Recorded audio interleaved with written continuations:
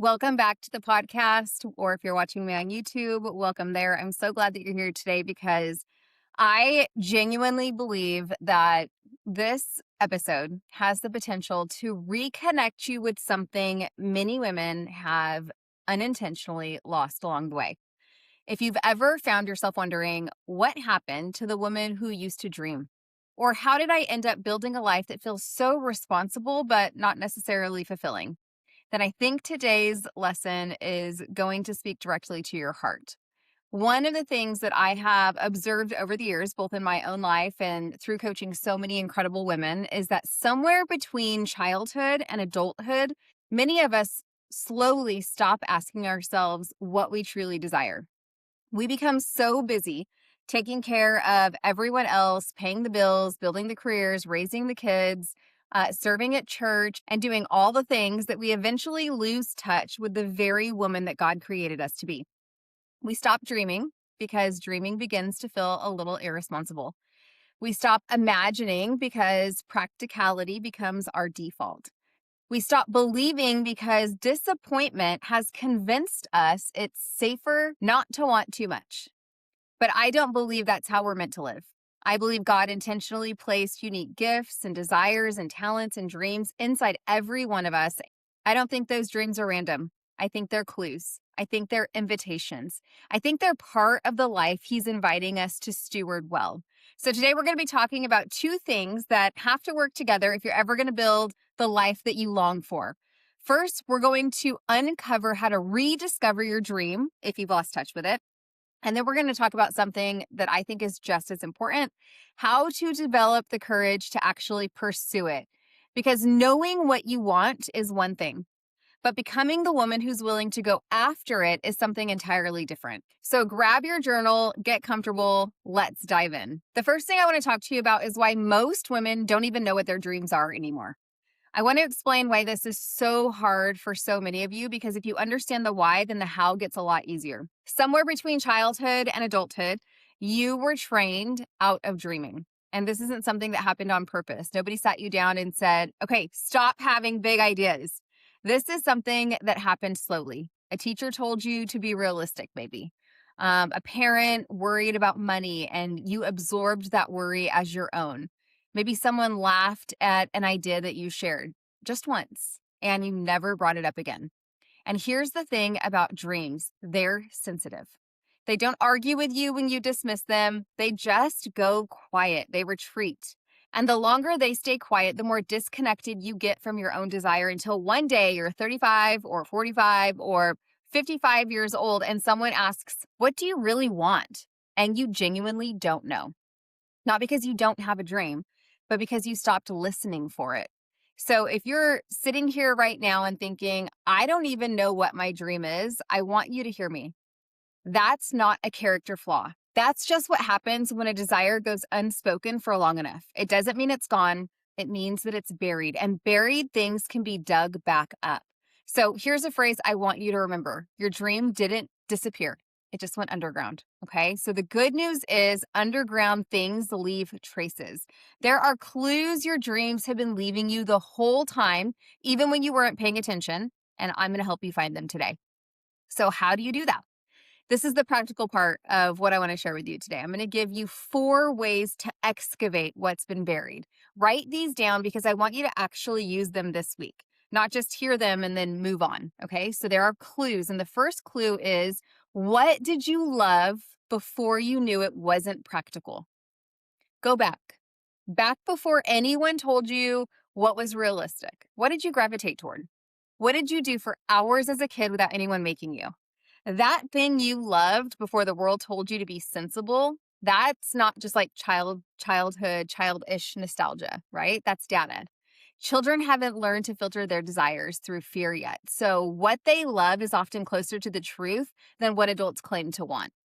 Okay, second clue, what do you envy? Now, this one stings a little bit, but it works. This is actually one of my favorite ways to know what your dreams are. I want you to pay attention to envy, real envy. The kind that makes your stomach tighten when you see someone else doing something. Now, this isn't jealousy over their looks or their relationships or their stuff. I mean, when you see someone living a specific kind of life, doing a specific kind of work, and something in you says, I want that. Envy is a dream radar. It points directly at what you want, but haven't given yourself permission to want out loud.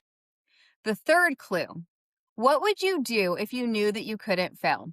And I know, you've heard this one before, but most people answer it way too quickly and way too safely. I want you to actually sit with this for a full 60 seconds before you answer.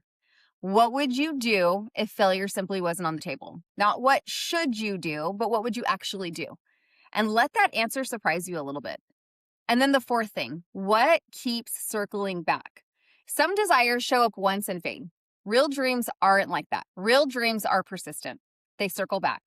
You let it go, you get busy with life, and then 6 months later, there it is again, tapping on the door of your mind. If something keeps returning to you, a business idea, a creative pursuit, a calling, after you've tried to dismiss it multiple times, that's not your imagination being noisy. That's a signal that won't let you off the hook because it's not finished with you yet. Here's what I want you to understand about all four of these clues. They're not random feelings just floating around. I believe they're breadcrumbs. I believe God has placed specific gifts and instincts inside of you on purpose. And your dream is usually just those gifts pointing you toward what you're meant to build, create, or become. You didn't invent your desire to write or to lead or to build something or to help people in a specific way. That capacity was placed in you. The dream is just you noticing it. So, why knowing isn't enough? You need more than just knowledge. You actually have to take steps forward, and that requires bravery. And so, I want to talk to you about that now. All right. Let's say that you do the work. Let's say that you actually find the dream. You finally name it out loud. And maybe this is for the first time in years. Maybe it's for the first time in your life. Now, what? What do? This is where most people get stuck. And it's important that you understand why, because the stuck point isn't what you think it is. Most people assume the obstacle is logistics. So money, time, having the right connections, the right strategy. And yeah, sure, those things do matter eventually, but they're not what's actually stopping you right now in this moment. What's stopping you right now is fear. And fear is sneaky because it rarely shows up announcing itself. It shows up disguised as practicality. Fear almost always is disguised as practicality. So it sounds something like this. I'll start when I have more in savings. I'll pursue it once the kids are older. I need to learn more first. I have to be at expert level. Sometimes those things are true, but often they're just fear in a respectable disguise, buying you more time to avoid the leap. So let's talk about where bravery actually comes from, because I don't think bravery is a personality trait that some people have and others don't. I think it's something you access on purpose through specific shifts in how you think. So bravery comes from identity, not feeling. And here's something that most people get backwards. They think that they need to feel brave before they act brave. And that's not how it works. Courage isn't a feeling that arrives and gives you permission to move. Courage is a decision that you make first. And then the feeling catches up later, usually after you've already taken the action. So think about the bravest woman you know. She wasn't fearless. She was scared and she moved anyways because she had already made a decision about who she was going to be, regardless of how her nervous system was voting in that moment. So bravery comes from lowering the stakes on the outcome. A lot of your fear isn't really about the dream. It's about what it would mean about you if you tried and it didn't work out. So here's a little bit of a reframe around that, okay? What if the goal isn't the guaranteed outcome? What if the goal is just becoming someone who's willing to try? If you shift your measure of success from did it work to did I show up as the version of myself who goes after things, you take so much pressure off of the outcome that moving forward stops feeling so terrifying. Bravery comes from remembering you're not doing this alone. This is the piece that I hold on to personally, and I want to offer it to you. I don't believe that you're meant to white knuckle your way into your dream through sheer willpower. I think you're a co-creator in this. You bring the obedience and the action, and you trust something bigger than you with the outcome. There's a verse that has carried me through more leaps than I can count in the past 20 years of being an entrepreneur. And it's, I can do all things through Christ who strengthens me. Not because I gritted my way there alone, but because I wasn't doing it alone in the first place. We are co-creators with God. It's up to us to lean on the obedience and the action. We can control that. We can do that. And then we have to believe in something bigger than us with the outcome. The reality of that changes the entire emotional weight of even taking the risk. You're not betting everything on your own limited strength. You're stepping out and trusting that you're held while you do it. So, how do you do this? What is the actual practice? How do you move from knowing into doing? I don't want to leave you with just inspiration to dream. I want to leave you with motion. We have to get into motion. So, here's what I want you to actually do. The first step, step one, name it out loud today. Not someday, today. Do this today. Tell one person your dream, one safe person in your life. Tell them your dream, your real one, your real dream, not the safe dream, not the edited version you usually say when people ask you what you're working on. Saying it out loud to another human makes it real in a way that just thinking it never does. It moves the dream from your head into the world. And once it's in the world, it's so much harder to quietly let it die. Step two, take one action this week that your old self wouldn't take. Small is fine. Small is actually really good. Small action matters sometimes more than big action because it's repeatable. So send the email, sign up for the class, tell your spouse what you actually want to build, make the appointment.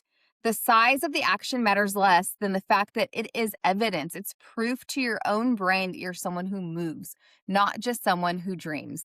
Okay, step three, expect resistance and don't mistake it for a stop sign. Resistance is part of this process. The moment you start moving toward a real dream, resistance is going to show up. Your internal doubts are just going to get a little bit louder. Logistics seem, more complicated than they did in your head, and all of that is normal. It doesn't mean that you're on the wrong path. It actually usually means that you're on the right one. So treat resistance as a sign that you're close to something, not a sign to retreat. Okay, so as we wrap up today, I want to remind you of something that I hope stays with you long after this episode is over. Your dream is not asking you to become someone else. It is inviting you to become more fully yourself. The woman that God created before fear became louder than faith is what it's asking you to step into. You have a divine assignment.